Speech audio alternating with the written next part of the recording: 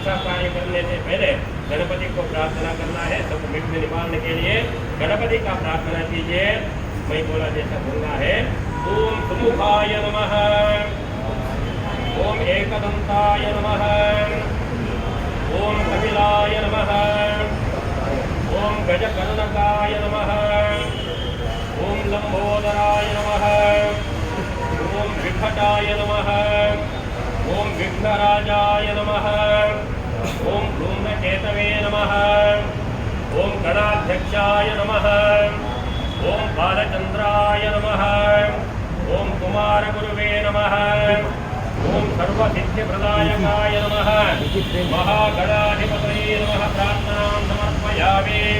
गम गणपतये नमः 4 बार बोलना है। ओम गम गणपतये नमः, ओम गम गणपतये नमः, ओम गम गणपतये नमः, ओम गम गणपतये नमः।